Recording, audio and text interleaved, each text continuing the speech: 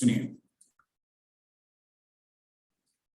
Rotational motion में basically क्या होता है कि जैसे मान लो ये कोई आर्बिट्रेरी बॉडी है और तुमने ना इसमें से एक एक्सिस पास कर दिया और इस बॉडी को तुमने घुमा दिया, और जिसके अराउंड तुम इसको घुमा रहे हो ना बेटे, उसका नाम तुम रखते हो एक्सिस ऑफ रोटेशन। उसका नाम तुम रखते हो क्या? एक्सिस ऑफ रोटेशन, उसका नाम रखते हो। तो क्या होता है कि जब तुम, इसका मीनिंग क्या होता है, जब तुम ना मतलब अगर इसी बॉडी में या तुम मान लो यहाँ पे कोई एक्सिस मान लो और तुम इस बॉडी को कैसे भी करके बांध दो इसके साथ, फिर इसके अराउंड ऐसे घुमा दो। मतलब कोई भी ऐसा बिल्कुल नहीं है कि बॉडी के अंदर एक्सिस होना चाहिए, बाहर भी हो सकता है, बॉडी को बांध दो और घुमा दो, कोई दिक्कत वाली बात नहीं है।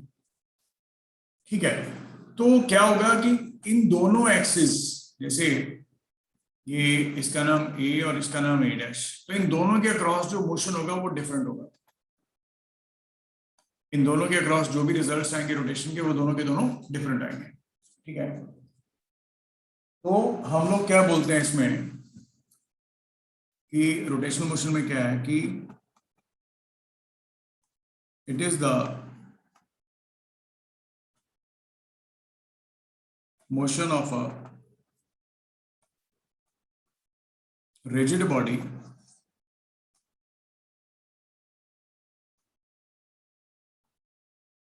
about an axis of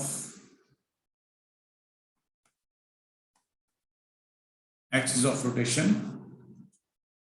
such that बेटे different particles of body,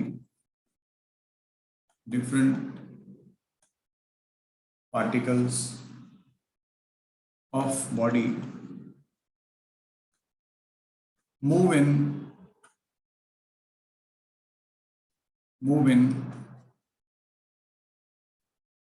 different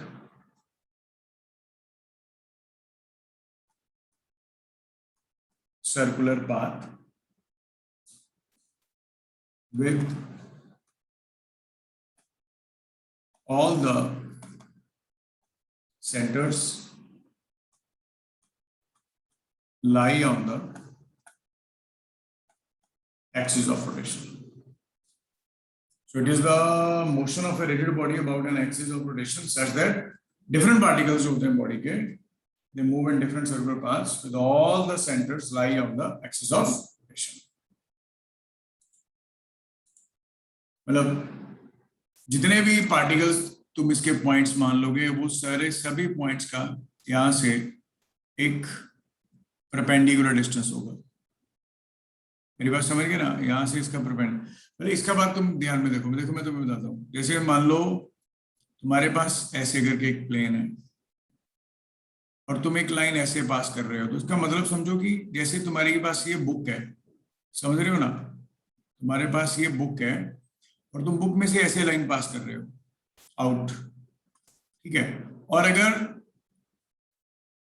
अगर तुम यहां से लाइन पार कर रहे हो तो ये बुक की जो ये लाइन है, ये तुम बुक में से पास कर रहे हो ऐसे टेंजेंशियल टू द सरफेस। ये नॉर्मल, ये वाला जो सरफेस है तुम्हारे पास, ये वाला बेटा, ये वाला जो सरफेस है तुम्हारे पास,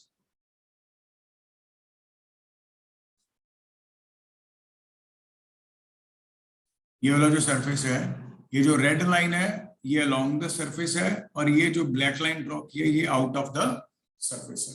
ओके, इसको याद रखो। अब हम लोग क्या बोलते हैं, सुनो, with all the centers lying on the axis of rotation, कोई भी जब तुम इस बॉडी को घुमा दोगे तो, ठीक है। अच्छा, अब सुनो, अब हम लोग ना इसमें जो हमारे पास है various sections of RBD. RBD क्या होता है? Rigid body dynamics. Rigid body dynamics, rigid body dynamics. क्या होता है कि हम लोग इसमें मोमेंट ऑफ इनर्शिया लिखते हैं, सेकेंड हम लिखते हैं कि न्यूटन्स सेकेंड लॉ फॉर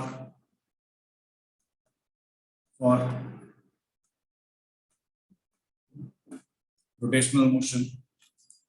फिर आता है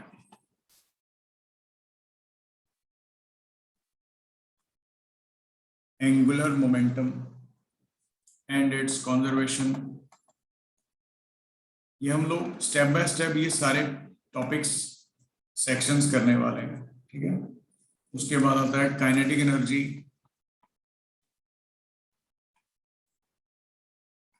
इन रोलिंग मोशन,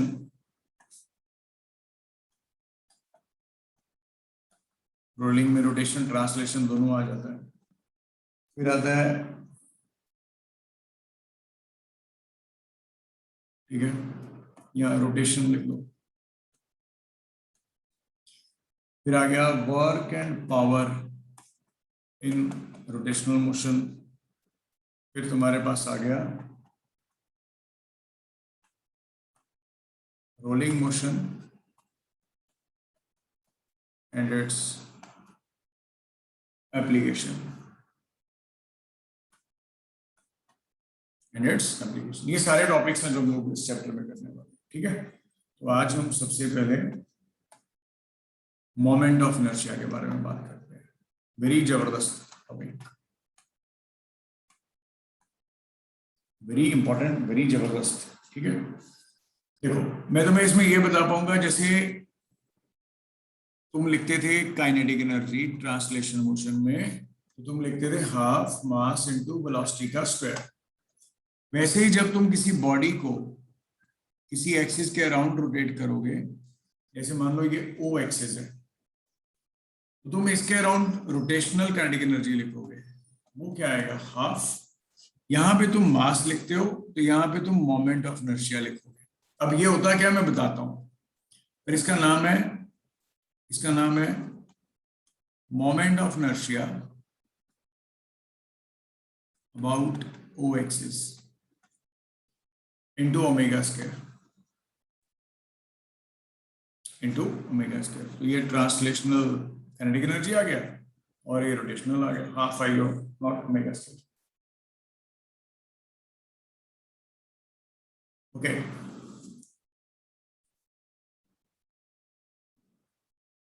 हम लोग इसको लिख सकते हैं ऐसे।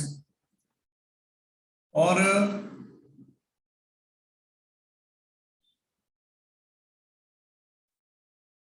मतलब जो रोल ट्रांसलेशनल मोशन में, जो रोल बेटे ट्रांसलेशनल मोशन में मास प्ले करता है, वही role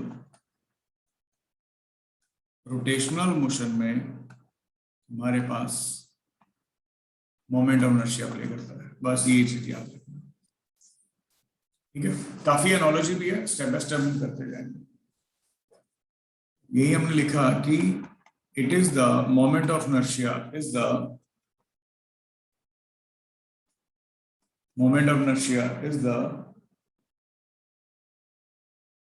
same property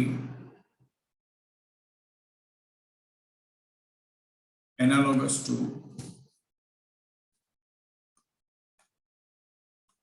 inertia in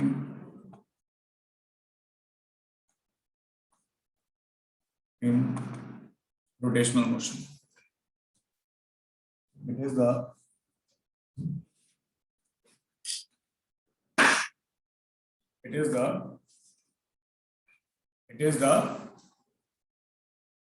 क्या है, same property analogous to inertia. Inertia means mass, है ना, इनर्शिया का मीनिंग मास। और होता क्या है मोमेंट ऑफ इनर्शिया, लिखिए, moment of inertia is inherent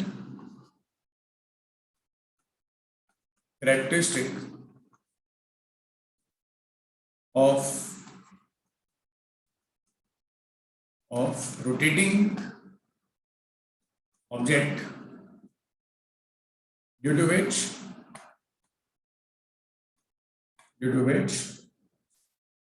it is not able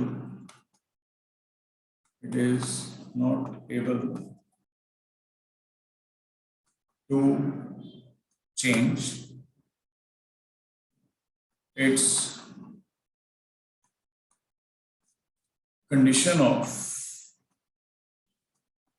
rotation. मतलब जो बॉडी रोटेट कर रही है वो रोटेट ही करी जा रही है, वो अपने आप अपनी कंडीशन को चेंज नहीं कर रही। ठीक है, जैसे एक और एग्जांपल देते हैं, जैसे फोर्स होता है मास इनटू एक्सेलरेशन। इसमें जो रोल फोर्स प्ले करता है ट्रांसलेशन में, जो रोल ट्रांसलेशन में फोर्स प्ले करता है, वही रोल रोटेशन में टॉर्क प्ले करता है। ये आई अल्फा है, ये आई अल्फा है।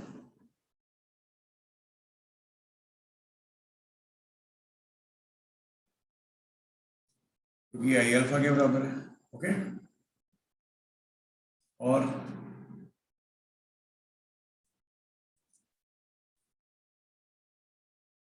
तो बेसिकली क्या होता है कि जो मोमेंट ऑफ इनर्शिया है ना बेटे, इट डिपेंड करता है किस पे, on mass distribution for the mass distribution around the given axis of rotation। Given axis rotation पे तुमने मास कैसे डिस्ट्रीब्यूट किया हुआ है, ये पक्का इस पे डिपेंड करता है। और ये भी याद रखिए कि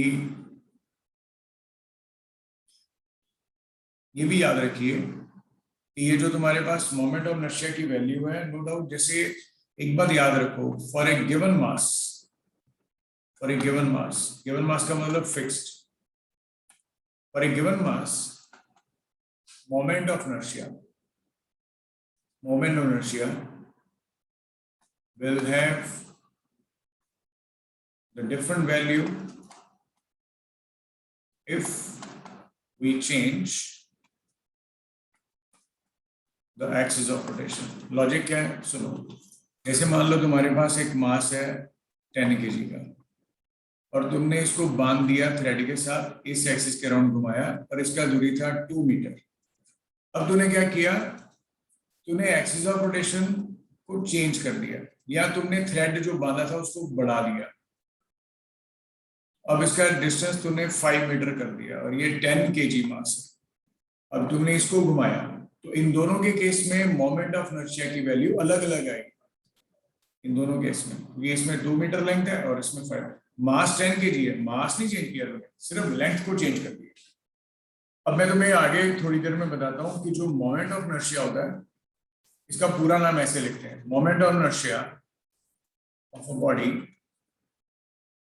ये पूरा नाम है इसका, about the given axis of rotation. Moment of inertia of a body about the given axis of rotation, ये इसका पूरा नाम है बेटे।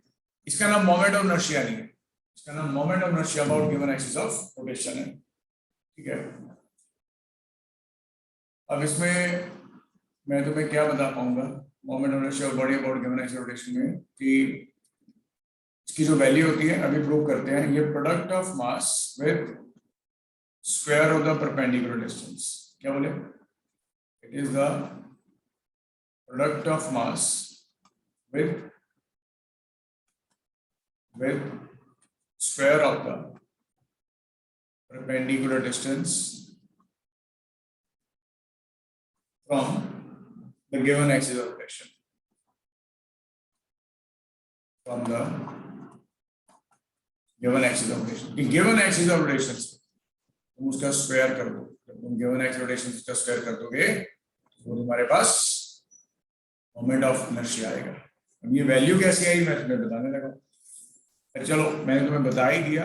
तो जैसे मान लो तुमने इसका एक्सिस का नाम ए रख दिया, तो इसका मोमेंट ऑफ इनर्शिया तुम्हारे पास कितना आएगा, IA। मास आएगा 10 kg, डिस्टेंस आएगा 2 का स्क्वायर, तो ये आ गया 40 किलोग्राम मीटर स्क्वायर। जब तुम इसकी बात करोगे, मान लो तुमने इसका नाम बी एक्सिस रख दिया, लाइन वही है पर तूने मास तो चेंज कर दिया ना, मास की डायरेक्शन लोकेशन, मास वही है पर डिस्टेंस चेंज कर दिया।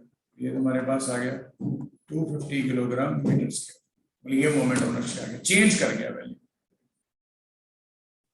और अगर तुम्हें पूछा जाए कि यूनिट्स क्या है इसके मोमेंट ऑफ इनर्शिया के, बेटा तुम बोलोगे इसके यूनिट्स, क्योंकि आई जो है वो एम आर स्क्वायर है, मास क्या होता है किलोग्राम, आर क्या होता है मीटर स्क्वायर, तो किलोग्राम मीटर स्क्वायर इसके यूनिट्स हैं। और उसके बाद आ गया, तुम्हें पूछा गया कि इसका डायमेंशनल फॉर्मूला क्या है मोमेंट ऑफ इनर्शिया का, तुम बोलोगे M L square, m1 L square, पर टाइम इसमें नहीं है तो टी, टाइम इसमें नहीं है तो टी 0 आ गया। ओके, ठीक है बेटा, इसको जल्दी जल्दी रिव्यू करना है, गिविंग यू 2 मिनट्स।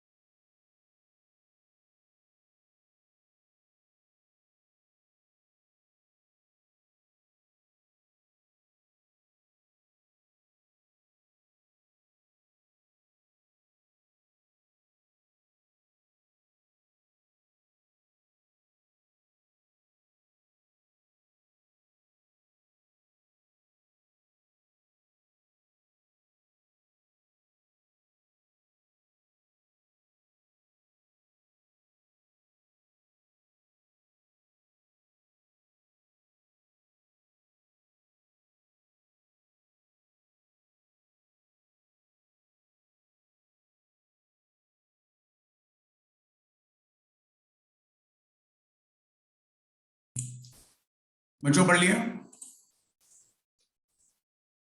बच्चों रिवाइज कर लिया? सुनो, देखो, अब मैं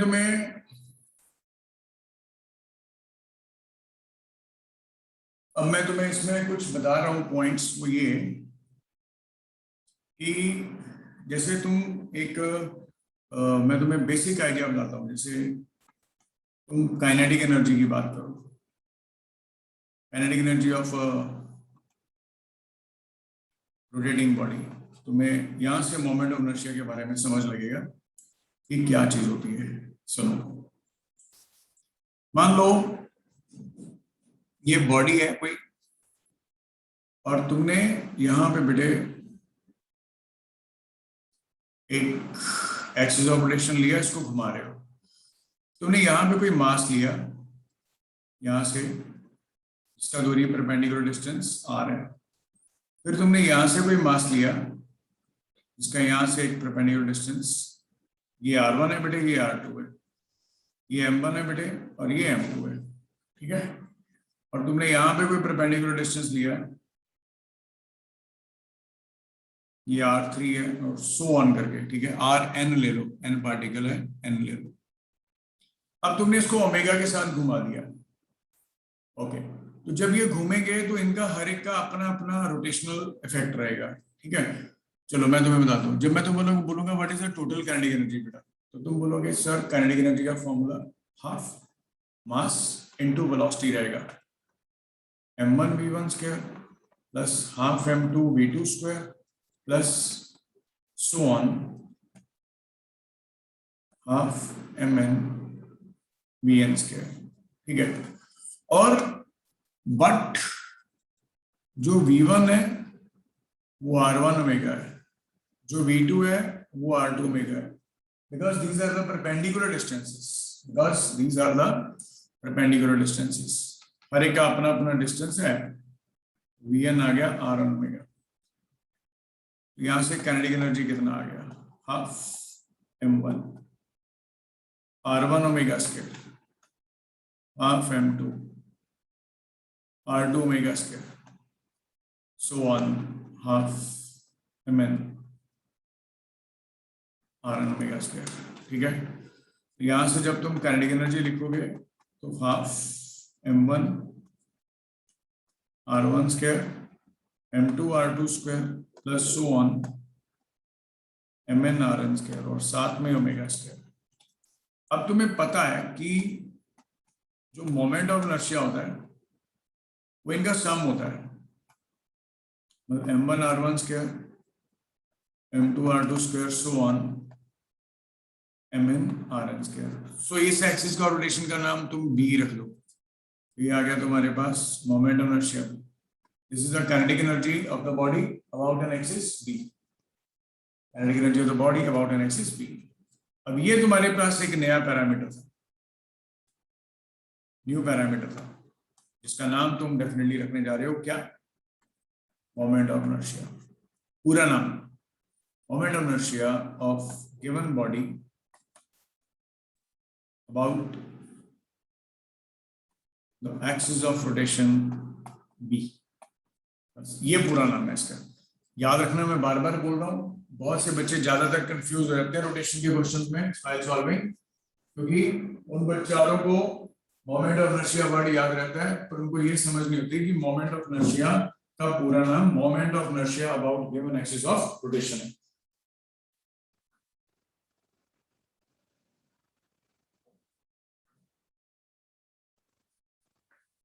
ये moment of inertia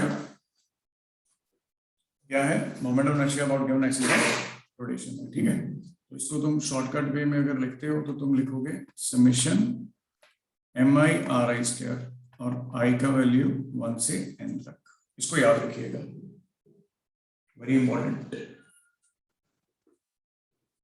is very very very important. ठीक है बच्चों,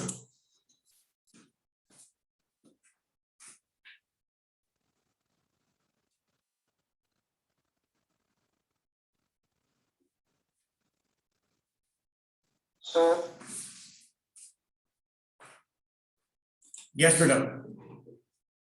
सर जैसे आपने पीछे न्यूमेरिकल कराया ना, जिसमें moment of inertia of body about given axis of rotation करा। हाँ हाँ, तो सर इसमें एक्सिस ऑफ रोटेशन अगर जैसे हमने इसमें एंटी क्लॉकवाइज लिया है। नहीं बेटा, एंटी क्लॉकवाइज नहीं, सुन मेरा पॉइंट। एंटी क्लॉकवाइज या क्लॉकवाइज नहीं आएगा, वो तो ऑब्वियस रहेगा, लेकिन कौन सी लोकेशन है, मेरी बात समझे? तो देखना लोकेशन कितनी दूर पे है मास, यहाँ पे 2 मीटर, यहाँ पे 5 मीटर, दोनों में फर्क है ना, 2 और 5 में। क्लॉकवाइज घुमाओ चाहे एंटी क्लॉकवाइज घुमाओ, मोमेंट ऑफ इनर्शिया तो यही आएगा ऐसे, चाहे तुम इसको ऐसे घुमा देते, समझ गए? वो उससे कोई फर्क नहीं पड़ेगा। फर्क किससे पड़ेगा? दूरी और मास से, दूरी और मास से फर्क पड़ेगा। क्लियर हो गया? ओके, तो ये आ गए। तो ये न्यू पैरामीटर तुम लोगों के लिए, इसको याद रखना। तो यहाँ पे एक चीज को नोट करो बेटे, बड़ी इंपॉर्टेंट चीज है। नोट क्या करना है कि फॉर ए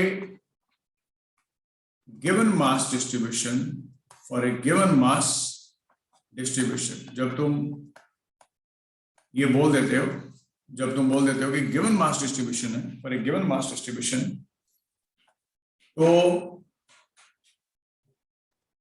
इसमें तुम्हारा मास फिक्स होता है। For a given mass distribution, moment of inertia around any axis of rotation, around any axis of rotation could be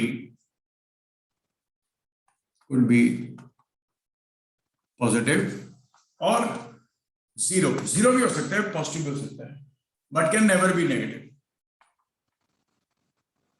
but can never be negative। और ये नेगेटिव नहीं भी हो सकता है, but it will be positive, negative और zero, कुछ भी हो सकता है, पर it can never be negative. इसको याद रखना।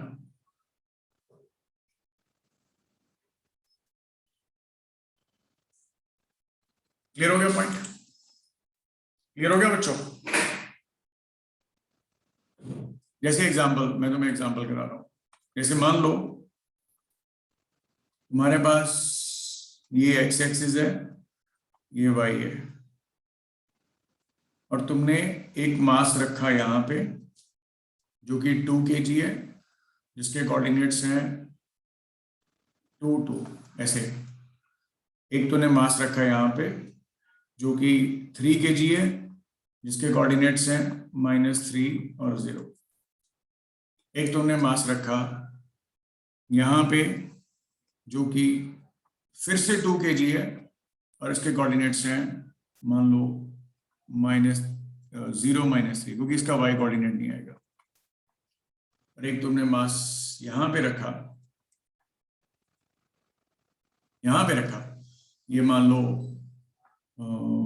1 kg है, और इसके कोऑर्डिनेट्स हैं 4 और -3 ऐसे। अब तुम्हें बोला गया what is the moment of inertia of all that system about x axis. तुम सिर्फ एक्स एक्सिस को ड्रॉ करोगे दिमाग में, ये तुम्हारा एक्सिस ऑफ रोटेशन है, और यहां से तुमने अभी IR² लिखा था ये वाला। तो बेसिकली ये सारे के सारे जो R1 R2 so on Rn ये जो थे, ये क्या थे? ये थे परपेंडिकुलर डिस्टेंसेस, ये थे perpendicular distances from the given axis of rotation. क्या थे ये? perpendicular distances from the given axis of rotation। given axis of rotation से perpendicular distances से, तो ये Ix आ गया। और Ix का वैल्यू तुम यहां से perpendicular ड्रॉप कर दो 2 के लिए, तो ये डिस्टेंस कितना आएगा? 2। 3 के जो ऑलरेडी एक्सिस के ऊपर है ये 0। y के लिए perpendicular डिस्टेंस कितना आएगा? -3। और इसके लिए ये परपेंडिकुलर डिस्टेंस ये कितना आएगा? फिर से -3। तो कितना मोमेंट ऑफ इनर्शिया है? 2 के कितना है? 2 × 2 का स्क्वायर प्लस 3 × 0 का स्क्वायर। बच्चों क्लियर हो गया? प्लस 2 × -3 का स्क्वायर, क्योंकि प्लस ही आना है वो, तो प्लस 1 × फिर से -3 स्क्वायर। जो भी आंसर आएगा उसको लिखना। क्लियर हो गया? वैसे ही तुम्हारे पास आ गया वाई एक्सिस के अराउंड। जब तुम वाई एक्सिस के अराउंड लिखोगे तो ये तुम्हारा वाई एक्सिस आ जाएगा, ये वाला। ऐसे करके तुम एक्सटेंड कर सकते हो, ऐसा कुछ नहीं है। तुम जरूरी नहीं कि यहाँ तक ही खत्म करना है, यहाँ से देखो कैसे। अब जब तुम बना रहे हो moment of inertia about Y axis, तो वाई एक्सिस के हिसाब से 2 का दूरी कितना आ गया, ये वाला। ये भी दूरी कितना, 2, ये 2 × 2 का स्क्वायर। अब वाई एक्सिस के लिए 3 का दूरी कितना, -3, और 2 के लिए तो वो तो एक्सिस के ऊपर ही है, ठीक है। और 1 के लिए कितना दूरी है, ये वाला। ये कितना है, 4, एक्स एक्सिस लेते हैं, यार जो भी आंसर आएगा वो ले सकते हैं। अच्छा, इसमें और ट्विस्ट करते हैं। अगर मैं तुम्हें बोलता z एक्सिस यहाँ पे है, तो बताओ वाई जेड कितना। मतलब जैसे तुम्हें बताया था ना, ऐसे करके तुम एक प्लेन बना दो, और यहाँ से जब ये लाइन ड्रॉ करोगे तो ये कोई भी लाइन तुम ड्रॉ करोगे इसमें तो वो परपेंडिकुलर ही होगी ना इसके। तो z एक्सिस बाहर लाइन आ गई, तो z एक्सिस से इसका परपेंडिकुलर डिस्टेंस ये वाला आ जाएगा, 3 वाले का भी ये परपेंडिकुलर डिस्टेंस आ जाएगा, इसका भी ये परपेंडिकुलर आ जाएगा, और इसका भी ये परपेंडिकुलर आ जाएगा। तो 2 वाले का कितना आ गया, 2, और ये भी 2, ये भी 2, ये कितना आया, 2 √2 का स्क्वायर। ये वाला डिस्टेंस लेंगे ना बेटे, ये भी 2 है तो ये भी 2 है, ठीक है। प्लस ये कितना डिस्टेंस है बेटे, 3, और ये -3, प्लस ये 2, और इसका दूरी z एक्सिस से -3, और इसका ये 4, 1, और ये दूरी कितना, ये 3, और ये सॉरी ये 4, और ये 3, तो 5 आ गया, ये वाला 5 आ गया। जो भी आंसर आएगा वो तुम्हारे पास इसका रिजल्ट आ जाएगा, ठीक है। एक इंटरेस्टिंगली देखना, इन दोनों का रिजल्ट निकालना और कंपेयर करना z के साथ कि क्या दोनों में सेम आ रहा है कि नहीं आ रहा है, देखना एक बार बाद में, ठीक है। Okay, I hope you have understood this concept. Is it clear बच्चों?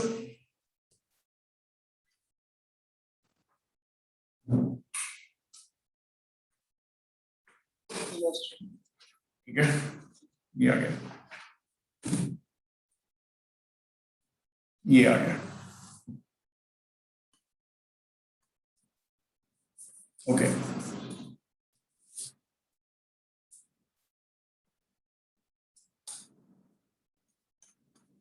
अच्छा, अब हम लोग स्टेप बाय स्टेप करते हैं। तो तुम्हें ये चीज तो पता लगी कि moment of inertia about any axis of rotation is always equal to the product of mass। शायद आगे पढ़ने वाले हैं एलिमेंटल मास आएगा इन with the square of the perpendicular distance, square of the perpendicular distance। कहां से? from given axis of rotation, from the given axis of rotation।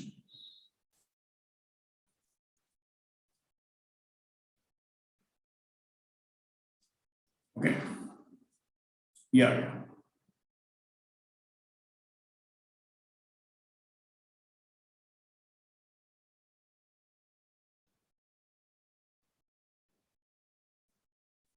अब हम लोग जैसे मान लो, जैसे अगर पॉइंट ऑब्जेक्ट होता तो ये ऐसे लिख देते हैं, ठीक है। एलिमेंटल का मतलब स्मॉल मास भी लेते हैं। तो अगर तुम कोई भी एक्सटेंडेड बॉडी लेते हैं,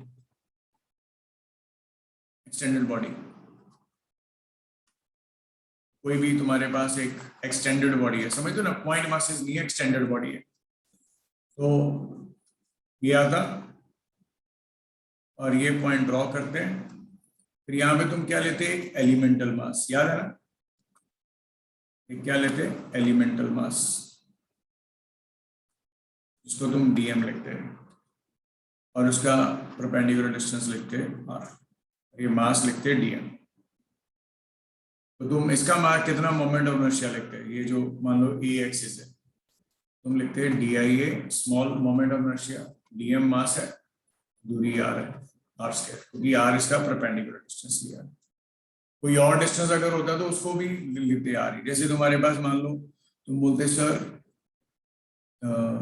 ये एक्सिस ऑफ रोटेशन है सर और यहाँ पे मास है, पर मेरे को ना यहाँ से ये डिस्टेंस दिया गया है 7 या 5 और ये एंगल दिया गया है 37 डिग्री, ये दिया गया है। सर इस एक्सिस के अराउंड मोमेंट ऑफ इनर्शिया बताइए क्या है। तो मैं बोलूंगा कि बेटा ये मास है, 37 डिग्री है, तो मोमेंट ऑफ इनर्शिया निकालने के लिए तेरे को परपेंडिकुलर ड्रॉ करना पड़ेगा इस एक्सिस के ऊपर। ये 5 है बेटे, तो ये 5 sin 37 होगा और इसका मास अगर तेरे पास 4 kg है तो इस एक्सिस के अराउंड P कितना आता है? It is not 4 into 5 but it is 4 into 5 sin 37 का स्क्वायर। ये 4 आ गया, 5 square is 25, sin 37 तुम्हें पता है क्या होता है? sin 37 क्या होता है? 3/5, 3/5 बोले तो 9/25, ये कट गया इधर 36 किलोग्राम मीटर स्क्वायर। मतलब ऐसे मोमेंट ऑफ इनर्शिया की वैल्यू तुम लिखोगे और इसके बाद क्या करोगे? इसके बाद क्या करोगे? फिर बाद में इंटीग्रेट कर दोगे ये जो ऊपर लिखा था, total moment of inertia integral DM into r square. तुम्हें कुछ कुछ याद आ रहा होगा, यही काम हमने सेंटर ऑफ मास में किया था, ऐसा ही काम, सिमिलर इंटीग्रेशन वाला। ओके बच्चों, तो this was there which we have discussed.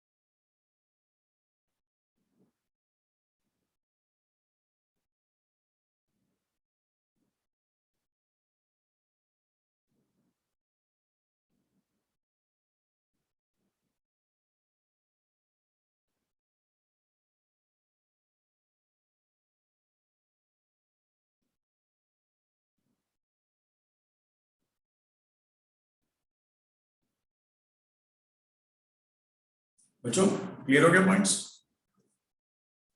Okay, अब देखो, अब जल्दी से छोटे छोटे से आर्टिकल्स हैं, एक दो करके देखते हैं। देखिए क्या है। सबसे पहले आप लिखते हैं moment of inertia of ring, पूरा नाम लिखूंगा मैं इसका, about an axis of rotation passing through center and out of plane of ring, मतलब तुम ये रिंग करोगे कंसीडर ऐसे, ये रिंग है और एक पॉइंट मार्क करोगे एक्सेलरेशन जो इसके बाहर लाई करेगा और इसको ऐसे घुमाओगे।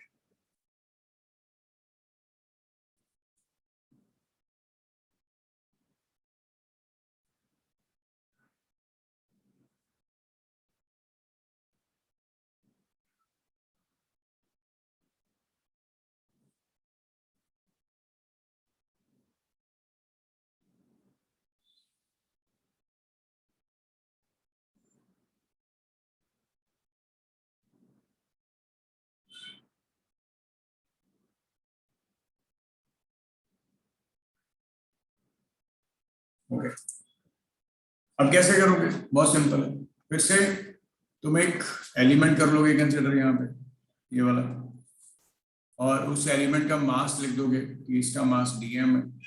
अब जैसे रिंग का रेडियस तुम्हारे पास R दे रखा है, what is the moment of inertia, को ये सेंटर से पास कर रहा है और नो डाउट